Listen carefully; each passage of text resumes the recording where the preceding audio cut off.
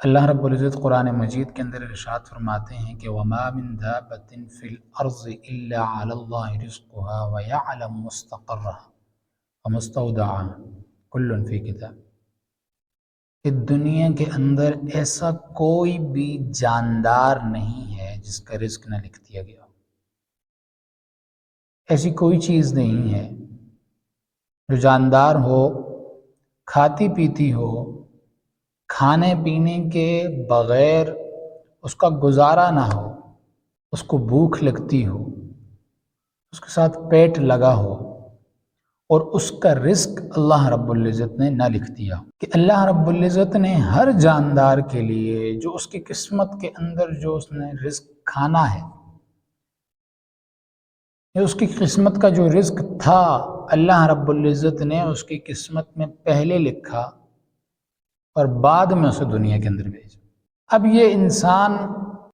جو کچھ بھی کرتا ہے اس کے بعد اسے وہی رزق جو اس کی قسمت میں لکھ دیا گیا ہے وہی حاصل ہوتا ہے۔ انسان جب سے پیدا ہوا اس کے پیچھے دو چیزیں اسی وقت سے لگ گئی ہیں، اور وہ دو کون کون سی ہیں؟ ایک موت ہے اور دوسرا رزق ہے۔ موت انسان کی طرف بھاگتی ہے کہ میں نے اس کو مقررہ وقت پر پہنچنا ہے، اور جس طریقے سے موت بھاگتی ہے اسی طریقے سے انسان کا رزق بھی انسان کی طرف بھاگتا ہے، اور وہ موت سے زیادہ جلدی بھاگتا ہے، کیونکہ جب تک یہ انسان وہ رزق کھائے گا نہیں، اس کو استعمال نہیں کرے گا، تب تک موت میں نہیں آتی۔ کسی انسان کا اگر اس دنیا کے اوپر ایک لقمہ بھی لکھا ہے تو اس سے پہلے جب تک وہ اس ایک لقمے کو کھا نہ لے اس سے پہلے موت نہیں آ سکتی۔ کچھ اگر ہوا لکھی ہوئی ہے،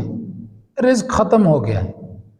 تو آپ دیکھتے ہیں کہ بہت سارے لوگ ہیں جن کا مرنے سے پہلے کھانا پینا بند ہو جاتا ہے، بات چیت کرنا بند ہو جاتا ہے، لیکن ان کی قسمت کی کچھ ہوا ان کی قسمت میں لکھی ہوئی ہے، جو بھی رہتی ہے تو ان کا سانس نہیں نکلتا۔ جیسے ہی اس کی قسمت میں لکھی ہوئی تمام چیزیں پوری ہوئی، اس کی سانس نکل، روح نکال لی جاتی ہے۔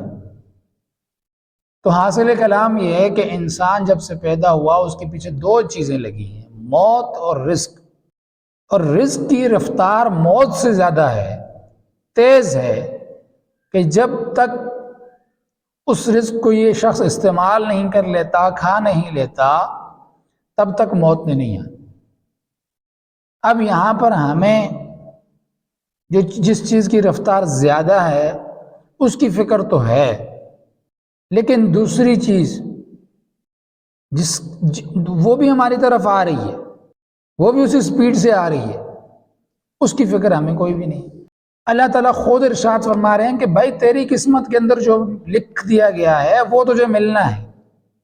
تو جہاں پر بھی ہوگا تجھے وہ ملے گا۔ اب موت بھی تیرے پیچھے ہے، رزق بھی تیرے پیچھے ہے، تو اپنے رزق کے پیچھے ادھر ادھر نہ بھٹک، اپنے رب کو راضی کر لے۔ تیرا رب اتنا بڑا مہربان ہے، رحیم ہے، وہ تجھے سب کچھ عطا کر دے۔ جو تیری قسمت میں لکھا ہوا رزق ہے یہ آسان راستے سے تجھے عطا کر دے گا، اور تیرے لیے یہ دنیا بھی بہتر ہو جائے گی اور آخرت کا جہان بھی بہتر ہو جائے گا۔ اب ایسے موقع پر اگر کوئی انسان حلال رزق کو چھوڑ کر حرام کی طرف جاتا ہے تو حدیث شریف میں آتا ہے کہ جو شخص اپنے حلال رزق کو چھوڑ کر حرام مال سے کچھ لے لیتا ہے تو اللہ رب العزت فرشتوں سے ارشاد فرماتے ہیں کہ اس کے حلال رزق سے اتنا اس کا رزق کم کر دو، اس لیے کہ اس نے اتنا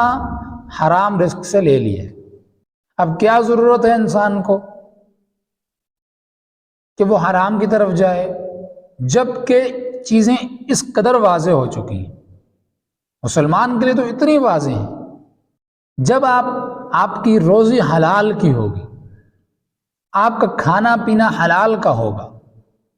آپ حلال کا کھائیں گے، حلال کا پئیں گے، حلال استعمال کریں گے، تو اس کے بہت زیادہ فائدے ہیں۔ عبادت میں آپ کو مزہ آئے گا،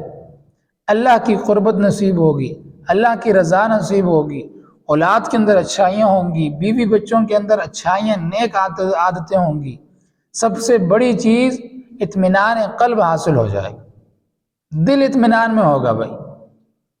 آج اگر روح پرواز ہو جاتی ہے، میرے اوپر کسی کا کوئی حرام کمال نہیں،